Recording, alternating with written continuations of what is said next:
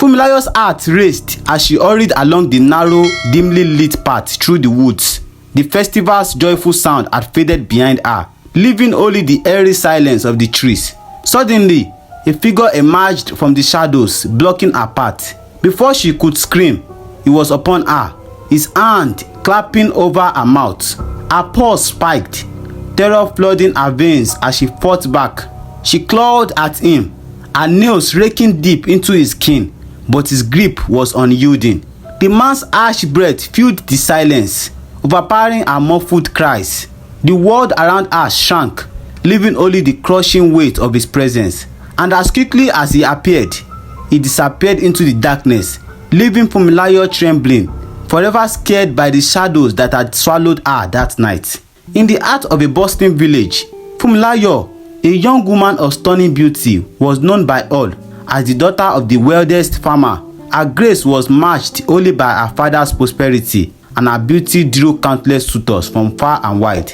However, beneath her flawless exterior lay a prideful and disrespectful spirit. Funmilayo was infamous for her rudeness to both the young and the old, and she often treated her suitors with open disdain. One day, a particular suitor arrived, dressed in his finest, carrying gifts of clothes, beads, and yam as token of his intentions. He approached Funmilayo's parents, eager and hopeful to win her heart. But before the conversation could truly begin, Funmilayo stormed in, her face twisted with contempt. She sneered, "Look at you, so short and shabby. How dare you think I will marry someone so miserable looking?" Her words struck like knives, and the suitor left in shame, his spirit broken by her harsh rejection. Another time, while returning from the market with friends, a young man named Yemi, handsome and polite, stepped forward, catching her eye. He complimented her beauty and with a warm smile asked if she might consider seeing him as a suitor. Yet, in her usual manner, Funmilayo ridiculed him, saying, "You look like a common tout. Go and fix your miserable life before thinking of marriage." Akanji's face fell, but a glint of anger lingered in his eyes as he left, humiliated but with an unspoken resolve. Months passed, and the village was alive with preparation for the annual yam festival. The night came with music, laughter, and dancing, and under the glowing full moon, Funmilayo joined in the festivities, looking more beautiful than ever. Late into the night, she decided to take a shortcut home through the woods. The once lively atmosphere faded into silence, and her heart quickened as shadows danced around her. Suddenly, a figure emerged from the darkness. Before Funmilayo could react, she was pinned to the ground. A man's face, obscured by shadows, held her down, and as she struggled, she clawed desperately at his arms, leaving deep scratches. She fought until he finally relented, disappearing into the night, leaving her traumatized and broken. Weak and horrified, she stumbled home, concealing her ordeal even from her worried mother. The shame and pain hardened her heart, transforming her once arrogant spirit into one marked by sorrow and silence. Over the years, Funmilayo hid her trauma, keeping her sorrow buried and withdrawing from the village's vibrant life. Her behavior softened and people began to notice a change, but none knew the reason. Then one day, a man named Akanji arrived in the village. Known for his quiet kindness and a heart devoted to helping others, he quickly became a beloved figure. He was unlike any of the other young men, hardworking, gentle, and wealthy. His calm demeanor and gentle spirit soon caught Funmilayo's attention, and a friendship bloomed between them, slowly easing the sorrow that weighed on her heart. Every market day, Akanji would visit Funmilayo's store, making excuses to buy from her. Their friendship grew into a deep affection, and for the first time, Funmilayo felt a sense of healing.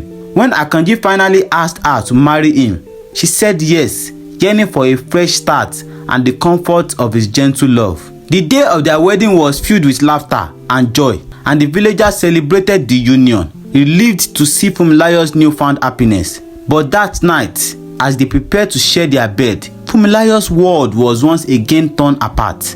As Akanji removed his shirt, she froze, her eyes locking onto the long, deep scars on his arms. Scars she recognized instantly. Her heart raced and horror flooded her memory. These were the very marks she had left on the man who had attacked her during the yam festival night. Her voice trembled as she pointed to the scars. "Akanji, where did you get this?" His face darkened and he stammered. I got them from an accident as a young boy." But Funmilayo's shock only deepened as her memories pieced together the truth. She knew he was lying. Her heart sank as she realized that the man she had just married was her worst nightmare incarnate. The man who had once violated her. Days passed and Funmilayo withdrew from Akanji, unable to bear the weight of her discovery. Haunted by his betrayal, she finally confronted him again. Her voice barely a whisper. "You were the one, weren't you? The man who attacked me that night of the yam festival. I know it was you." Silence fell between them. Akanji's face darkened. His secrets laid bare. He tried to explain himself, stammering about how he had been lost and desperate, how he had regretted it every day since. But his words meant nothing to Funmilayo. Her word had turned to ashes. The kind man she had loved, the man who had won her trust, was the same monster who had stolen her innocence. Funmilayo could not bear to live with him any longer. She packed her things and returned to her parents' house. Her heart shattered. Her parents, alarmed and confused, demanded an explanation, but she could barely bring herself to speak of the betrayal. When her mother finally coerced the story from her, she was struck with sorrow and anger for her daughter's suffering. She comforted Funmilayo, urging her to find peace and forgive for the sake of her own healing. Yet, the wound remained deep. Concerned villagers who noticed that Funmilayo was no more living with her newly wedded husband went to meet Akanji to ask what has happened between both of them, but he could not say anything. Akanji, desperate to mend what he had broken, tried to visit Funmilayo repeatedly, begging for forgiveness, but her father sent him away each time. The other family relative turned between pity and anger, urged Funmilayo to forgive, but she remained resolute. Months passed and Akanji, driven by remorse, made one final grand gesture. In the middle of the bustling marketplace, he knelt before Funmilayo's store, openly pleading for her forgiveness. He promised to spend the rest of his life atoning for the pain he had caused her. The villagers gathered around, murmuring in sympathy, pleading with Funmilayo to give him a second chance. Her heart, though still wounded, softened as she saw the sincerity in his eyes. Finally, with the crowd holding its breath, Funmilayo stepped forward, placing a trembling hand on his shoulder. "I cannot forget what you have done, but for my own peace, I will forgive you." Tears filled their eyes as they embraced, the pain of the past merging with the promise of healing in the future.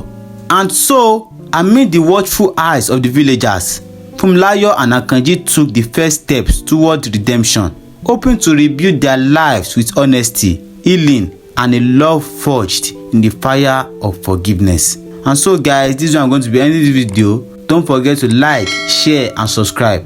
Thank you.